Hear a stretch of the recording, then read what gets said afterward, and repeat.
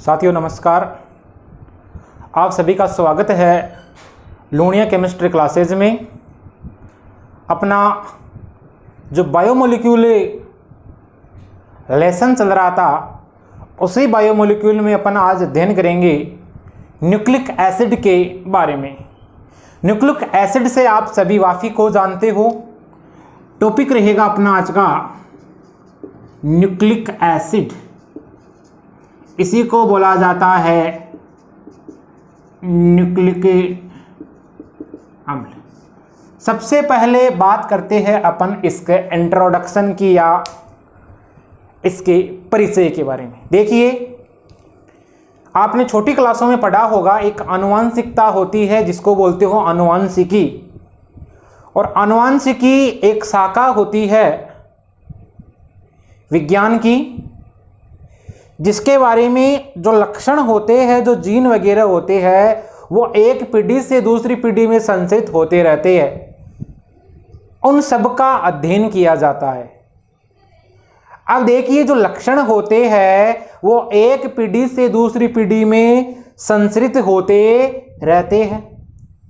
अपन जानते हैं इसके लिए जो गुणसूत्र होते हैं, क्रोमोसोम्स होते हैं, वो उत्तरदायी होते हैं।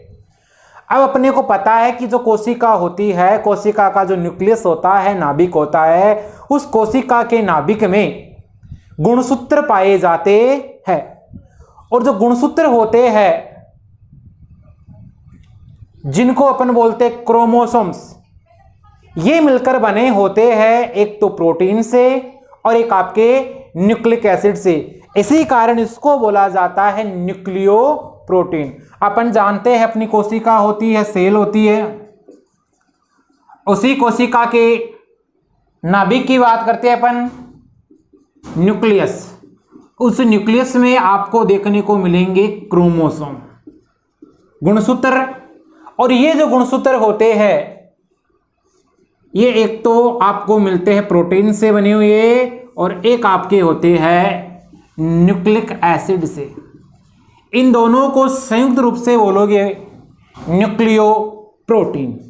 इन दोनों को संयुक्त रूप से बोला जाता है न्यूक्लियो प्रोटीन। चलिए बात करते हैं इसके आगे की। आपने पढ़ा होगा जो न्यूक्लिक अम्ल होता है उसमें डीएनए और आरएनए आते हैं। अब वो डीएनए आरएनए एक्चुअल में होते क्या है? वो न्यूक्लिक एसिड ही होते हैं।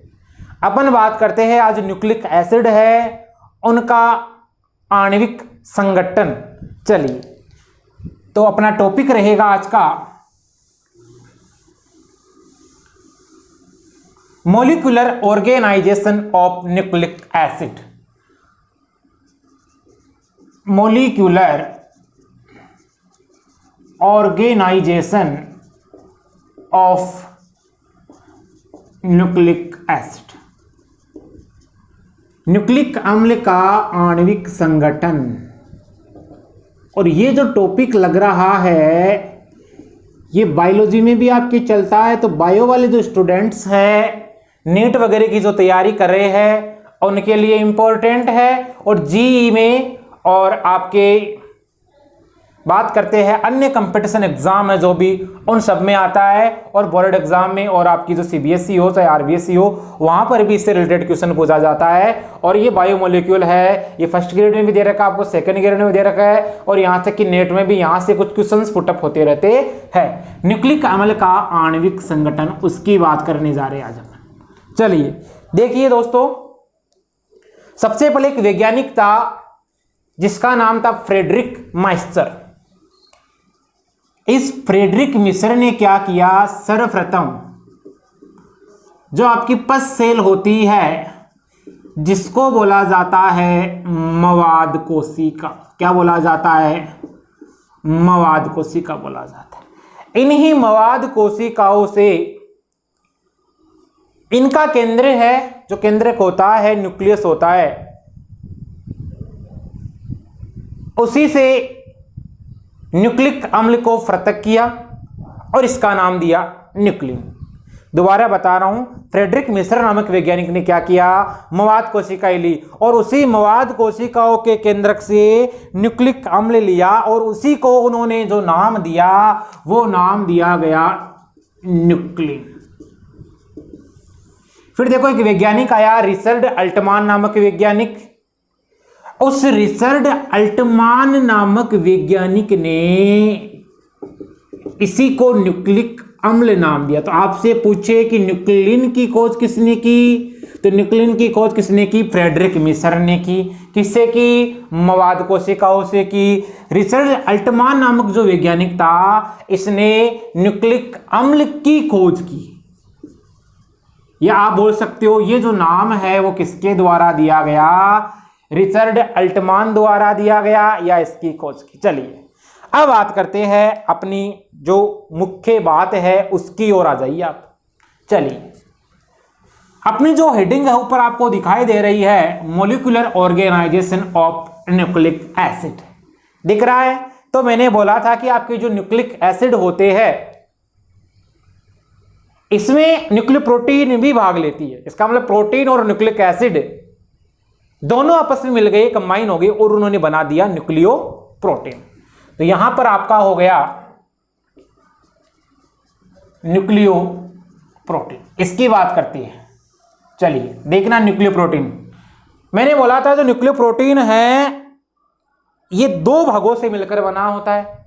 एक आपका न्यूक्लिक एसिड से मिलकर बना होता है और एक आपका होता है प्रोटीन से। अपन बोल सकते हैं एक आपका हो गया न्यूक्लिक एसिड हो गया और एक आपकी हो गई प्रोटीन। अब आप देख पाते हो कि जो प्रोटीन होती है और जो गुणसूत्र होते हैं उसमें हिस्टोन नामक प्रोटीन आपको देखने को मिलेगी। चलिए न्यूक्लिक एसिड होते हैं उनमें पाए जाते हैं न्यूक्लियोटाइड। अब अपन आगे पढ़ेंगे इसमें न्यूक्लियोटाइड क्या होते हैं। तो एक बार बता देता हूं, न्यूक्लियोटाइड में एक तो आते हैं आपके कार्बनिक क्षार ऑर्गेनिक बेस, एक आता है आपका फॉस्फोरिक अम्ल और एक आपकी आती है शुगर, पेंटोज शुगर, जिसमें डीएनए में पाई जाने वाली भी हो सकती है वो और आरएनए में पाई जाने वाली भी हो सकती है। चलिए जो आपके न्यूक्लियोटाइड है वो दो भागों से मिलकर बने होते हैं। एक तो आपका हो गया न्यूक्लियोसाइड और एक आपका हो गया फॉस्फोरिक एसिड जिसको बोला जाता है फॉस्फोरिक अम्ल। ये हो गया फॉस्फोरिक एसिड और ये होता है H3PO4। चलिए बात करते हैं न्यूक्लियोसाइड की। जो न्यूक्लियोसाइड है वो दो चीजों से मिलकर बना होता है। इसका मतलब आप उसको टू पार्ट में डिवाइड कर सकते हो। न्यूक्लियोसाइड की बात करेंगे। चलिए न्यूक्लियोसाइड की बात की मैंने तो आपका एक तो हो गया ऑर्गेनिक बेस। ऑर्गेनिक बेस का मतलब क्या हुआ, कार्बनिक क्षार। यहां पर किसी प्रकार की शायद मेरे हिसाब से समस्या नहीं होनी चाहिए। चलिए एक आपका हो गया कार्बनिक क्षार और दूसरी आपकी होती है पेंटोज शुगर।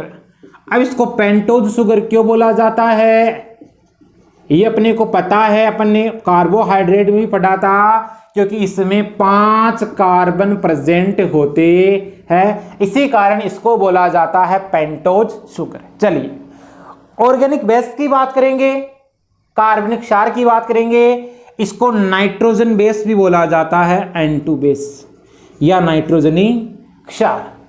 दोस्तों ये जो आपका नाइट्रोजनी क्षार है या ऑर्गेनिक बेस है ये आपके दो प्रकार से आपको देखने को मिलेंगे, एक तो प्यूरिन क्षार और एक आपके पिरिमिडीन क्षार।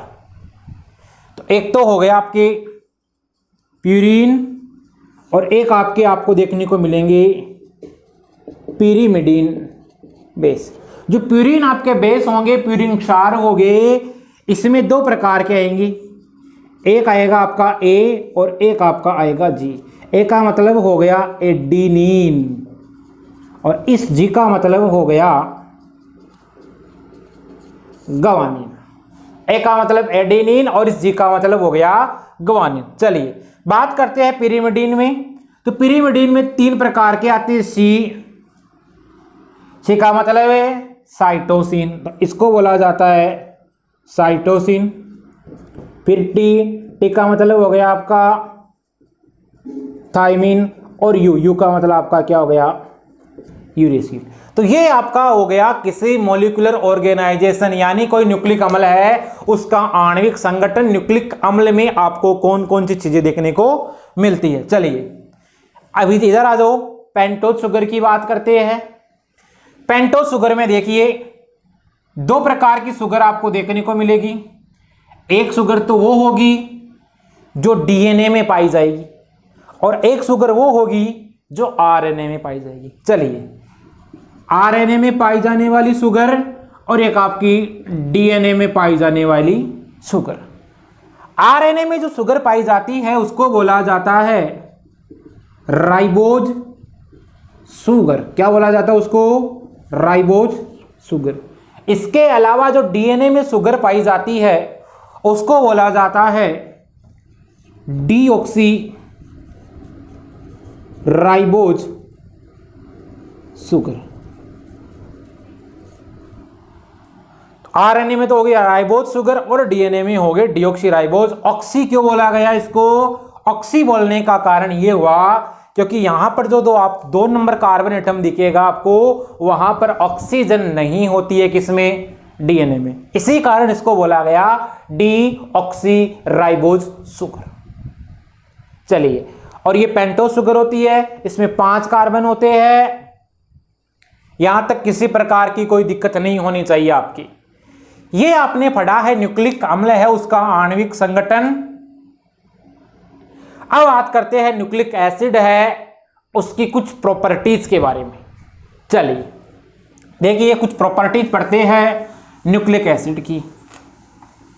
तो अपन ने यहां पर यह बात की कि जो आपके न्यूक्लिक एसिड होते हैं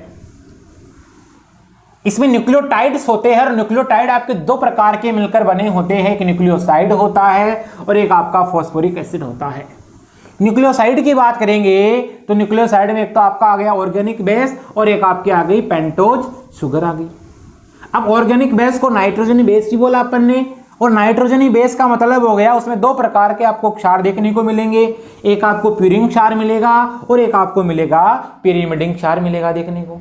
और एक पेंटोज शुगर होती है जो डीएनए में पाई जाती है और आरएनए में पाई जाती है। यहां तक शायद किसी प्रकार की कोई दिक्कत नहीं है। चलिए बात करते हैं न्यूक्लिक एसिड है उसके आगे की। देखिए न्यूक्लिक एसिड दिख रहा है। न्यूक्लिक एसिड को ये जो है वो कलरलेस होता है। कलरलेस का मतलब इसका कोई कलर नहीं होता है, इसका मतलब क्या हो गया, ये रंगहीन हो गया। इसका कोई आकार नहीं होता है, साइजलेस बोल सकते हो आप। इसका कोई आकार भी नहीं होता है, तो ये हो गया आपका आकारहीन। रंगहीन हो गया, आकारहीन हो गया, और कैसा होता है, कॉम्प्लेक्स होता है, जिसको आप बोलते हो जटिल। कॉम्प्लेक्स या आपका जटिल। चलिए अब देखो न्यूक्लिक एसिड की बात करेंगे अपन, तो न्यूक्लिक एसिड आपके 2 प्रकार के होते हैं। एक आपका हो गया डीएनए और एक आपका हो गया आरएनए। डीएनए की बात करेंगे तो डीएनए है उसका पूरा नाम है deoxy ribose nucleic acid. RNA की बात करेंगे तो ये हो गया राइबोज न्यूक्लिक एसिड। शुगर का पता ही अभी मैंने बोला था पेंटोज शुगर, इसका मतलब इसमें डीऑक्सी राइबोज शुगर पाई जाएगी और इसमें पाई जाएगी राइबोज शुगर। यहां तक शायद किसी प्रकार की आपके कोई प्रॉब्लम नहीं है। अब बात करते हैं आपका डीएनए कहां कहां पाया जाता है। तो डीएनए आप जानते हो जो कोशिका होती है आपकी सेल होती है उसके न्यूक्लियस में पाया जाता है, उसके नाभिक में पाया जाता है। यानी डीएनए कोशिका के नाभिक में पाया जाता है। इसके अलावा यह कुछ मात्रा में आपको कोशिका द्रव्य जिसको आप साइटोसोल बोलते हो वहां भी देखने को मिलता है। यह माइटोकॉन्ड्रिया में भी होता है इसकी उपस्थिति कुछ, जिसको बोला जाता है कोशिका का शक्ति ग्रह, और क्लोरोप्लास्ट होता है वहां भी ये देखने को मिलता है। चलिए अब देखो आरएनए है वो कहां पाया जाता है, कोशिका द्रव्य में। यानी डीएनए मुख्य रूप से बात करें तो कोशिका के नाभिक में पाया जाएगा और आपका आरएनए कहां पाया जाएगा, कोशिका द्रव्य में पाया जाएगा। अब डीएनए का प्रमुख कार्य क्या होता है? डीएनए का प्रमुख कार्य होता है जो लक्षण होते हैं उनको एक पीढ़ी से दूसरी पीढ़ी में संचरित करना, और आरएनए का जो प्रमुख कार्य होता है वो होता है प्रोटीन सिंथेसिस या प्रोटीन का निर्माण करना। ये हो गए आपके न्यूक्लिक एसिड के बारे में जानकारी। अब देखो न्यूक्लिक एसिड का अपन करते हैं हाइड्रोलाइसिस, इसका जलपघटन करते हैं और जलपघटन करने पर अपने को क्या स्ट्रक्चर्स प्राप्त होती है उसके बारे में देखें। चलिए अपना टॉपिक रहेगा अब न्यूक्लिक एसिड का जलपघटन या हाइड्रोलाइसिस ऑफ न्यूक्लिक एसिड। देखो आप वाकिफ हो चुके हो इतनी देर से कि आपको क्या क्या प्राप्त हुए, न्यूक्लियोटाइड से न्यूक्लियोसाइड प्राप्त हुआ, फिर न्यूक्लियोसाइड से क्या प्राप्त हुए, बस वही चीज अपन पढ़ेंगे इसमें हाइड्रोलाइसिस में। तो hydrolysis of nucleic acid means nucleic अम्ल का जल अपघटन। देखो यहां से आपसे क्वेश्चन पूछा जा सकता है कि न्यूक्लिक अम्ल है उसके जल अपघटन की जो क्रिया है उसका समीकरण लिखना है आपको। अब देखो न्यूक्लिक एसिड है वो कौन कौन से प्रोडक्ट आपको देगा जल अपघटित होकर, अपन उसकी बात करेंगे। देखिए न्यूक्लिक एसिड का सबसे पहले अपन करवाएंगे हाइड्रोलाइसिस, उसको हाइड्रोलाइज करवाएंगे, उसका जल अपघटन करवाते हैं। वो करवा सकते हैं अपन न्यूक्लियस एंजाइम द्वारा करवा सकते हैं, अमोनिया की उपस्थिति में करवा सकते हैं और बेराइटा वाटर की उपस्थिति में करवा सकते हैं। अपने को मिलेगा न्यूक्लियोटाइड। चलिए देखिए आपका है न्यूक्लिक एसिड, मामला क्लियर। चलिए यहां पर अपन क्या करते हैं, जलीय अमोनिया ले सकते हैं काम में, एक्वस अमोनिया लिख देता हूं मैं यहां पर, जलीय अमोनिया 115 डिग्री सेंटीग्रेड टेम्परेचर परीक्षण करवाओगे आप, ये उसको हीट करोगे। एंजाइम ले सकते हो काम में न्यूक्लियेज एंजाइम, और यहां आप काम में ले सकते हो BaOH का होल्टवाइज, इसको बोला जाता है बेराइटा वाटर। ये आपको देगा न्यूक्लियोटाइड, यानी ये आप काम में ले सकते हो। ये क्या देगा आपको, न्यूक्लियोटाइड देगा। अब देखिए न्यूक्लियोटाइड का जब आप करवाते हो एक्वस अमोनिया लेके और 175 डिग्री सेंटीग्रेड पर उसको किया जाता है गर्म।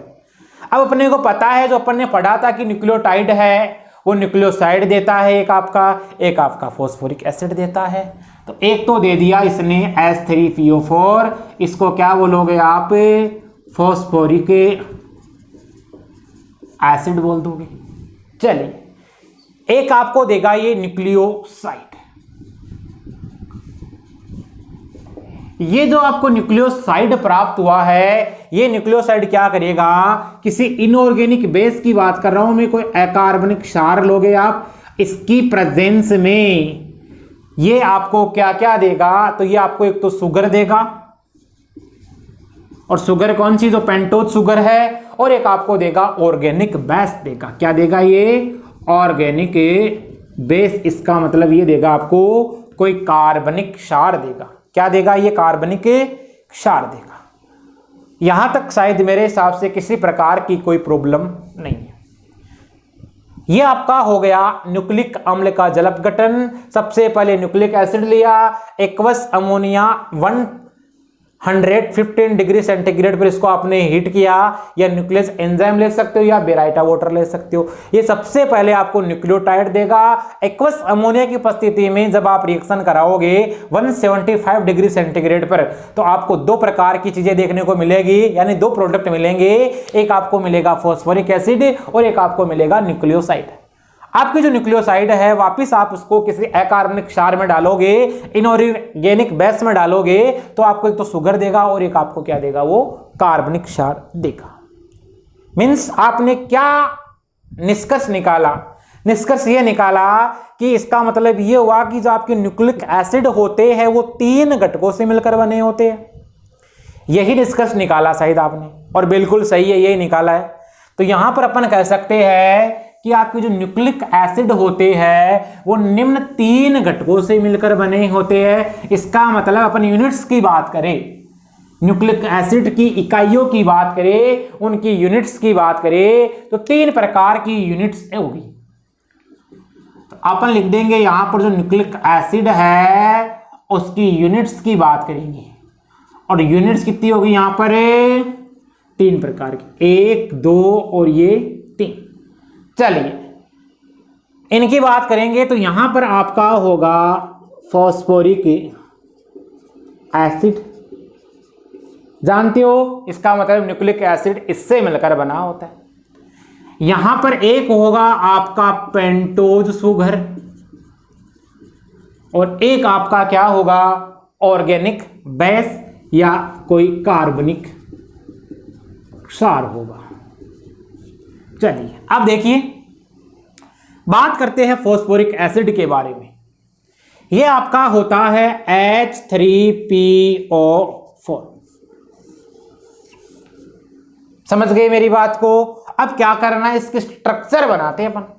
तो देखिए इसका सेंट्रल एटम कौन सा हुआ, केंद्रीय परमाणु हो गया फॉस्फोरस, लगा दिया। इसके अलावा देखो कितने ऑक्सीजन एटम लगे हुए, 4, तो 1, 2, 3 और एक आपका ये 4। चलिए अब देखना कितने हाइड्रोजन लगे हुए हैं, 3, तो 1, 2, 3 और एक ये क्या आ जाएगा डबल बॉन्ड। इसका मतलब आप जानते हो जो फॉस्फोरस होता है वो 5 बॉन्ड बनाता है, जैसे लाइक HPCl5 PF5। चलिए अब देखो यहां पर ये हो गई स्ट्रक्चर इसकी फॉस्फोरिक एसिड की। अब आपसे पूछे इसकी क्षारकता बतानी है, आपको बेसिसिटी बतानी है, तो बता दोगे? क्योंकि यहां से क्वेश्चन बन सकता है क्षारकता का, और क्षारकता का मतलब होता है किसी अम्ल के द्वारा त्यागे गए प्रोटॉनों की जो संख्या होती है, H+ की संख्या होती है, उसे बोला जाता है क्षारकता। तो देखो यहां से आपको पता है ये H निकल सकता है, ये H निकल सकता है, और आपका ये H यहां से निकल सकता है। क्षारकता कितनी आ जाएगी यहां पर 3 आ जाएगी। समझ गए मेरी बात को? तो ये हो गई इसकी बेसिसिटी या क्षारकता ज्ञात करने की। दोबारा बता रहा हूं क्षारकता क्या होती है, किसी अम्ल द्वारा प्रोटॉन त्याग करने की जो होती है प्रोसेस, वो इसकी क्षारकता कहलाती है। इसका मतलब जितने प्रोटॉन त्यागेगा कोई अम्ल उतनी क्या होगी उसकी क्षारकता होगी। अब देखो ये तो त्याग नहीं सकता, क्यों नहीं सकता, देखो हाइड्रोजन जुड़ा हुआ है तो प्रोटॉन तो ये निकलेगा, समझ गए। और ऑक्सीजन, ऑक्सीजन क्या है यहां पर एक प्रकार का अधिक विद्युत ऋणी परमाणु है, जिसके कारण ये इलेक्ट्रॉन अपनी ओर खींचेगा और आसानी से प्रोटॉन क्या हो जाएगा बाहर निकल जाएगा। यहां किसी प्रकार की कोई समस्या, क्योंकि इसी साल जो माध्यमिक शिक्षा बोर्ड एग्जाम की बात करेंगे तो वहां क्वेश्चन आया था H3PO3, उसकी क्षारकता आपको बतानी थी। ये आया हुआ है RBSc बोर्ड 2020 में पूछा हुआ क्वेश्चन है, तो बता दोगे? कुछ नहीं करना है, एक लिखा फॉस्फोरस, इसका मतलब एक तो डबल बॉन्ड से जुड़ेगा ही जुड़ेगा। यहां क्या होगा, एक ऑक्सीजन और आपका ये 2 ऑक्सीजन, 3 हो गए ना, तो H, ये H और एक क्या होगा हाइड्रोजन। अब बताओ यहां से वीडियो को पूछ करके मेरे को कि कितने यहां से प्रोटॉन आसानी से निकल सकते हैं, तो यहां से 1, 2 मतलब ये नहीं निकलेगा, तो 2 ही निकल सकते हैं। ये क्यों नहीं निकलेगा, देखो इसकी और इसकी जो इलेक्ट्रोनेगेटिविटी होती है वो समान होती है, लगभग बराबर होती है फॉस्फोरस और हाइड्रोजन की। और आपको पता है इसके अलावा यहां पर कोई मोर इलेक्ट्रोनेगेटिव एटम इससे जुड़ा हुआ नहीं है, इसलिए प्रोटॉन का निष्कासन नहीं करेगा। तो आंसर कितना लिखोगे, 2 प्रोटॉन निकल सकते हैं, और 2 प्रोटॉन निकलने पर इसकी क्षारकता कितनी आएगी आपकी 2 आएगी। चलिए ये तो अपन ने उस क्वेश्चन की बात की थी जो इसी साल पूछा हुआ था। आ जाइए अपने टॉपिक पे, ये अपना हो गया फॉस्फोरिक एसिड, जानते हो इसको। चलिए अब बात करते हैं अपन पेंटोज शुगर की।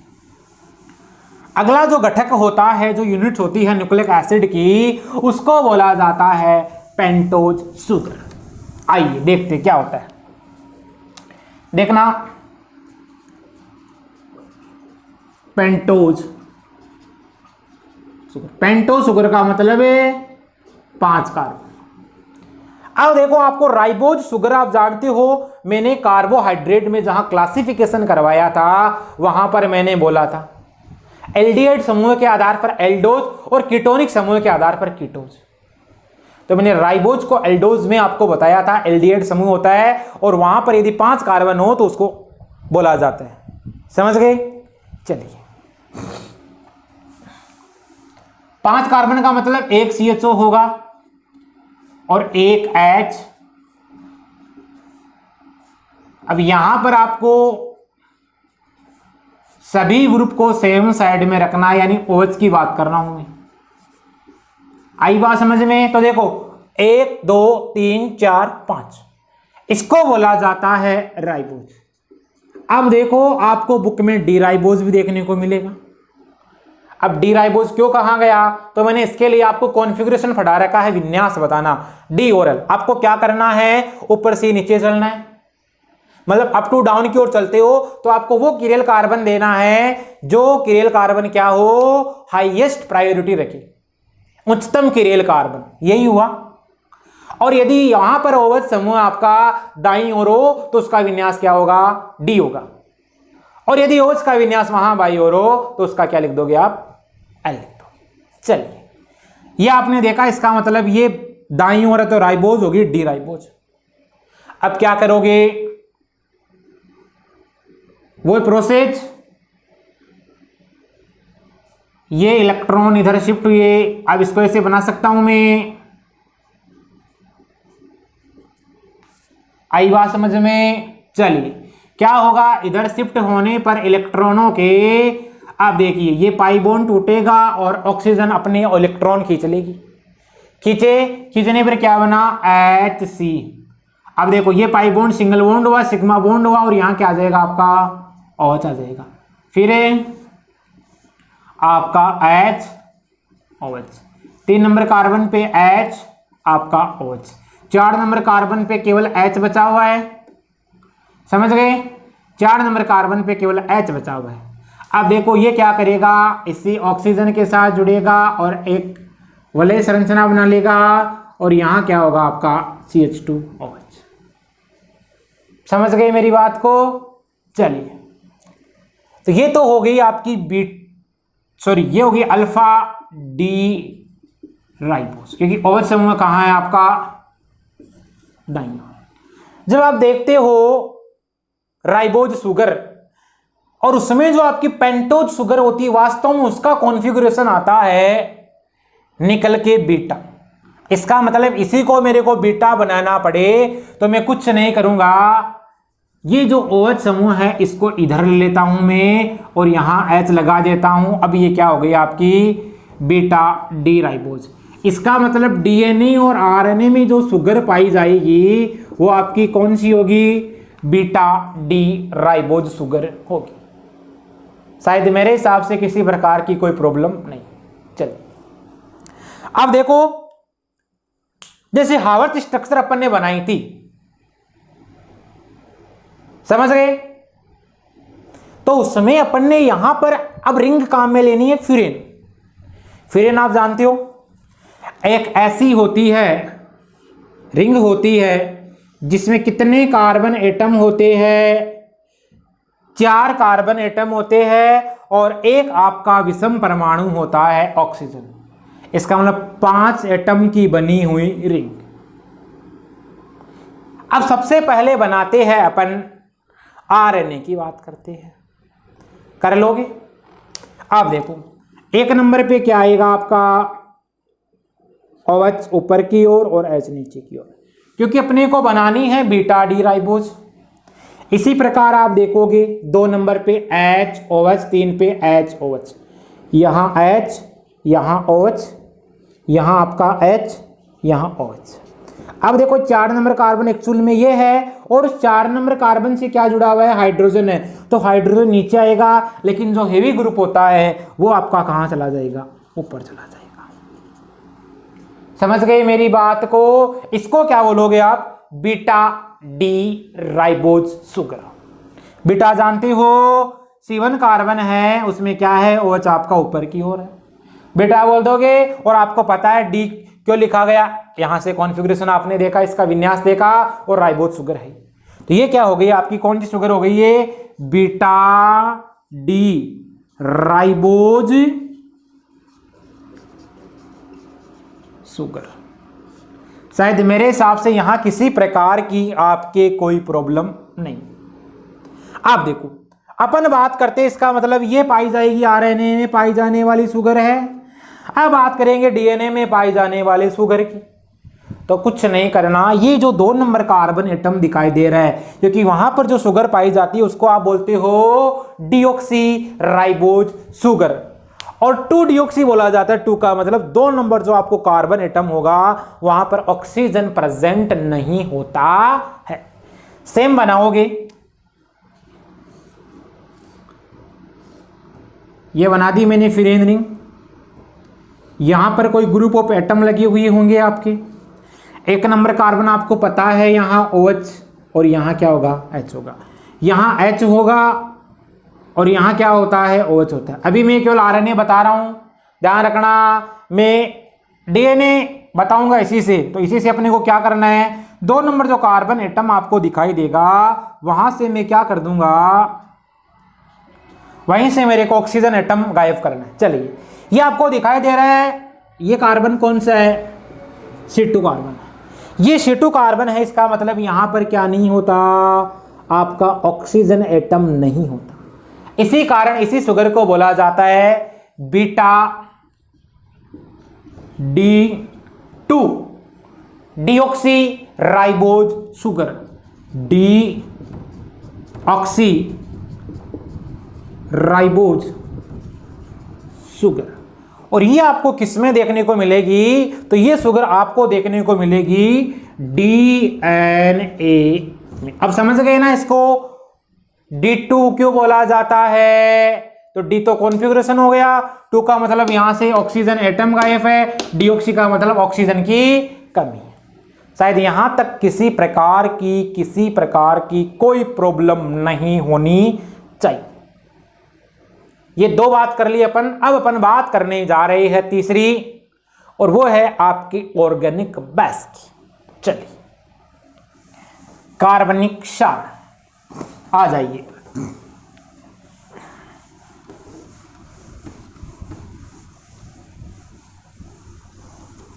देखिए, ऑर्गेनिक बेस, और इसी ऑर्गेनिक बेस को बोला जाता है नाइट्रोजन बेस या नाइट्रोजन क्षार। देखो, मैंने बोला था जो आपके नाइट्रोजनिक क्षार होते हैं जिनको आप बोलते हो कार्बनिक क्षार, ये कितने प्रकार के होते हैं, 2 प्रकार के होते हैं। एक तो आपका होता है प्यूरिन और एक आपका होता है पिरिमिडिन। अब प्यूरिन होती है, उसमें 2 प्रकार की वलय देखने को मिलेगी, एक आपको मिलेगी 6 सदस्य वलय और एक आपको मिलेगी 5 सदस्य वलय। चलिए बात करते हैं, ये 2 प्रकार के होते हैं, एक आपका हो गया प्यूरिन और एक आपका हो गया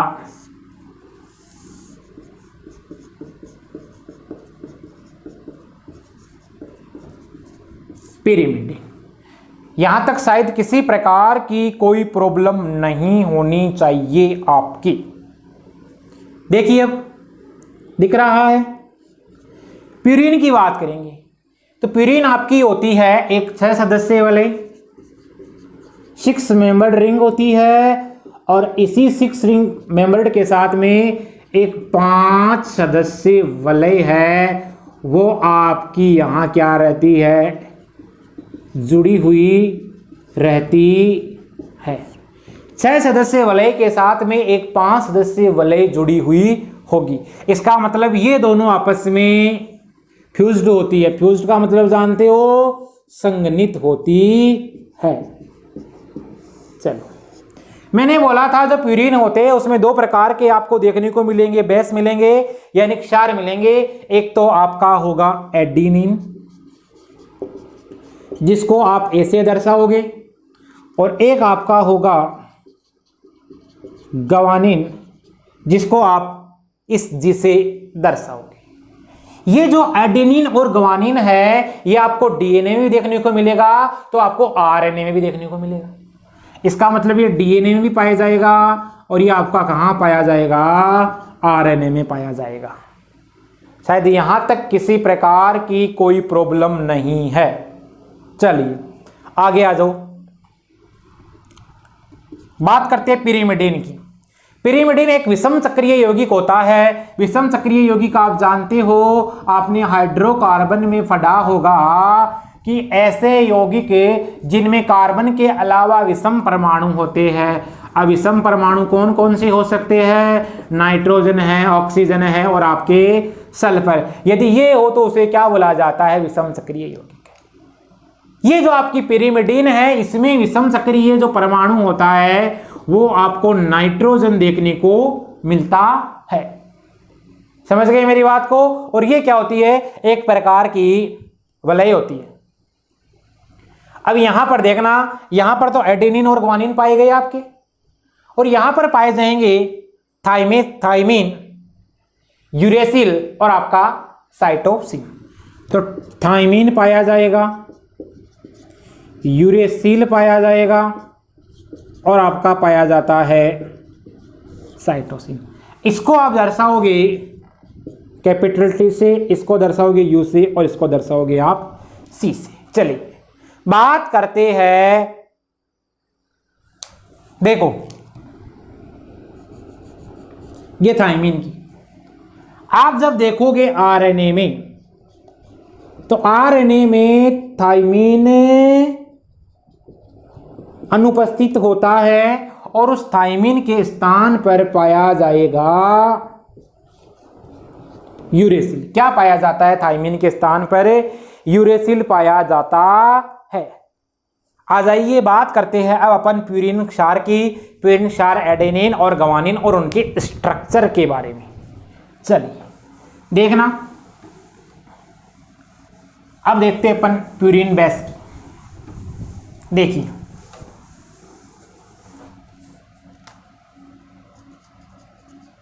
प्यूरिन बेस है, उनकी स्ट्रक्चर के बारे में पढ़ेंगे, उनकी संरचना के बारे में पढ़ते। होता क्या है कि आपका जो प्यूरिन होता है, मैंने बोला था एक 6 सदस्यीय वलय होती है और वो दूसरी 5 सदस्यीय वलय के साथ में फ्यूज्ड रहती है या संघनित रहती है। देखिए क्या होता है, यह आपकी होगी 6 सदस्यीय वलय और इसी 6 सदस्यीय वलय से एक ऐसे 5 सदस्यीय वलय जुड़ी हुई होगी। यहां पर आपका कोई विषम परमाणु नाइट्रोजन होगा, यहां पर आपका कोई विषम परमाणु नाइट्रोजन होगा। समझ गए। यहां पर क्या होगा, देखो इसके अलावा यहां पर एकांतरित क्रम में आपको डबल बॉन्ड दिखाई देंगे।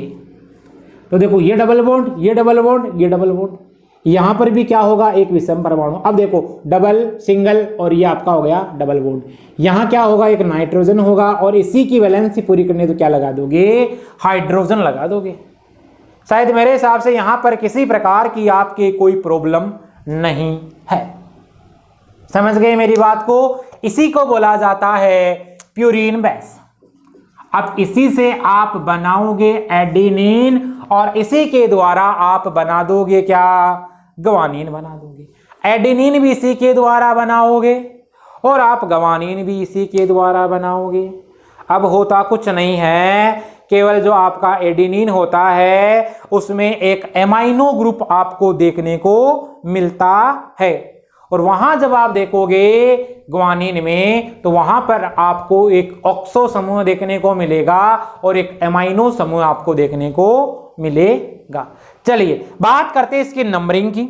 इसकी नंबरिंग अपन कहां से स्टार्ट करें ताकि यदि आपसे नामकरण के लिए पूछा जाए तो वो इजी प्रोसेस हो जाए।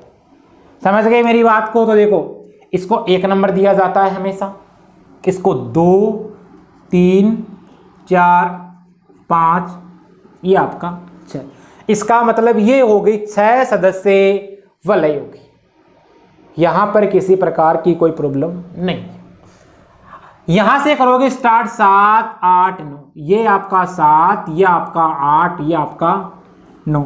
कई बार क्वेश्चन आ जाता है, कंपटीशन एग्जाम की बात कर रहा हूं मैं, कि इसके आईपीएससी नाम बताओ या नाम बताओ, तो बता सकते हो आप। चलिए ये तो ये हो गया। अब बात करते हैं अपन प्यूरिन में सबसे पहले एडेनिन की। देखना क्या होगा एडेनिन में।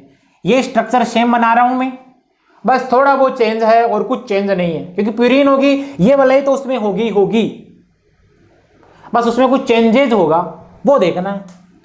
सबसे पहले मैं बना रहा हूं यहां, मैंने बोला था कि एक 6 सदस्य वलय होती है और उस 6 सदस्य वलय से एक 5 सदस्य वलय है, वो देखो 1 2 3 4 5 सदस्य वलय से जुड़ी हुई रहती है। यहां पर आपके विषम परमाणु नाइट्रोजन होगा, यहां भी आपका विषम परमाणु नाइट्रोजन होगा, यहां भी आपका विषम परमाणु नाइट्रोजन होगा, यहां आपका क्या होगा NH होगा। एकांतरित क्रम में आपको डबल बॉन्ड दिखाई देंगे, बिल्कुल लगा दो, और यहां लगाओगे डबल बॉन्ड। चलिए अब देखो 6 नंबर पोजीशन कौन सी, मतलब ये पोजीशन।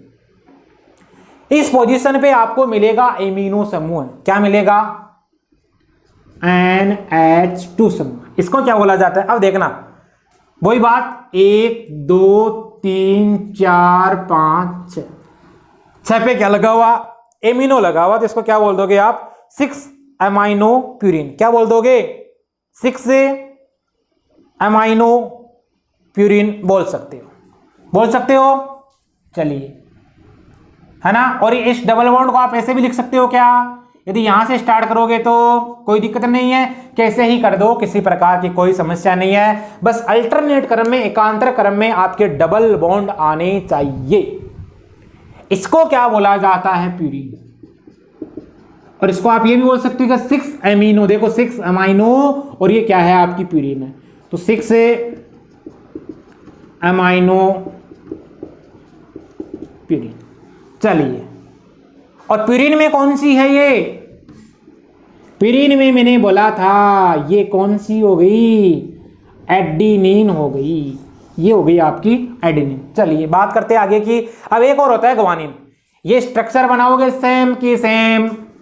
चलिए बना दीजिए, ये लीजिए, बना दिया। यहां किसी प्रकार की कोई प्रॉब्लम है? यहां नाइट्रोजन होगा, ये 5 मेंबर्ड रिंग होगी, यहां आपका नाइट्रोजन होगा, और आपको यहां क्या दिखेगा? कोई नाइट्रोजन दिखेगा, दिख गया। चलिए यहां पर आपको क्या दिखाई देगा? यहां नाइट्रोजन होगा आपका, यहां हाइड्रोजन होगा। एकांतरित क्रम में आपको डबल बॉन्ड दिखाने हैं, ये मैंने डबल बॉन्ड दिखा दिए एकांतरित क्रम में। किसी प्रकार की कोई समस्या मेरे हिसाब से शायद नहीं है। अब ध्यान रखना यहां पर क्या होगा, यहां पर देखिए ये होगा डबल बॉन्ड, ऑक्सीजन एटम एक जुड़ा हुआ, समझ गए। और इस कार्बन पे जुड़ा हुआ होगा एक आपका अमाइनो ग्रुप, समझ गए। यहां तक शायद किसी प्रकार की कोई प्रॉब्लम नहीं। देखो एक अमाइनो समूह जुड़ा होगा, एक आपका ऑक्सो समूह है जुड़ा हुआ होगा। अब आपसे मैं नंबरिंग के लिए बोलूं कि आप नंबरिंग लिखो, इसका नाम बताओ। देखो ऑक्सीजन डबल बॉन्ड से जुड़ा हुआ है, तो इसको ऑक्सो बोला जा सकता है क्या? बोला जा सकता है? चलिए बिल्कुल बोल सकते हो। देखो नाइट्रोजन की वैलेंस यहाँ 1 2 3 हो रही है, किसी प्रकार की कोई दिक्कत नहीं है, कंफ्यूज होना ही नहीं है बिल्कुल आपको। अब देखो नंबरिंग करेंगे 1 2, 2 अमाइनो, 3 4 5 6 ऑक्सो, और क्या आपका प्यूरिन लिख दोगे। स्ट्रक्चर किसकी बनी आपकी? ये ग्वानिन की बनी। किसकी बनी? ग्वानिन। क्या लिखोगे? 1 2 3 4 5 6 7 4 5 6। अब नंबरिंग करोगे, देखना अमाइनो इसका मतलब पहले आएगा 2 अमाइनो, 6 पे क्या है? ऑक्सो। कीटो समूह है ये, इसको ऑक्सो लिखते हैं अपन, पता होगा आपको, ऑक्सो, और ये आपका क्या हो गया यहां, प्यूरिन हो गया। शायद यहां तक किसी प्रकार की कोई दिक्कत नहीं है। तो ये हो गए आपके दो प्रकार के बेस, एडेनिन और आपके ग्वानिन। कौन से, प्यूरिन की बात कर रहा हूं मैं। अब अपन बात करेंगे पिरिमिडिन की, स्ट्रक्चर बनाते हैं पिरिमिडिन की और देखना उसके बारे में। चलिए देखिए पिरिमिडिन।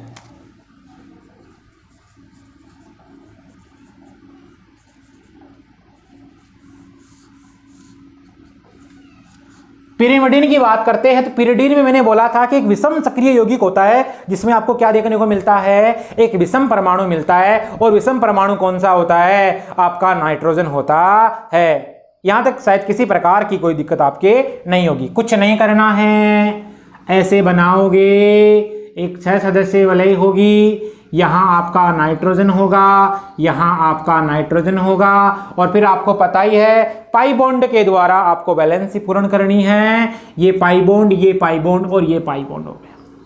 क्लियर, किसी प्रकार की दिक्कत नहीं है। ये हो गई आपकी पिरिमिडिन। अब देखो मैंने बोला कि पिरिमिडिन में आपके एक तो होता है थायमीन, एक होता है साइटोसिन और एक आपका होता है यूरेसिल। उनकी भी स्ट्रक्चर देखते हैं। चलिए देखिए, तो पिरिमिडिन इसी से अपने क्या बना लेंगे आप, थायमीन, साइटोसिन और आपका यूरेसिल। इसमें ध्यान रखना थायमीन होगा, उसमें ये जो दिखाई दे रहा है आपको एक मिथाइल समूह देखने को मिलेगा, और देखो डबल बॉन्ड होगा आपका, यहां पर सिंगल बॉन्ड, फिर आपका डबल बॉन्ड यहां दिखाई देगा। मामला क्लियर है। और यहां पर आपका आ जाएगा NH, यानी इसी के समान आपकी ये रिंग बनी, इसको बोला जाता है थायमीन। ये आपका क्या होता है, साइटोसिन होता है, जिसमें एक अमाइनो समूह होता है और एक एक्सो समूह होता है। इसी प्रकार यूरेसिल होता है, ये क्या होता है, उसमें देखो 2 ऑक्सो होते हैं।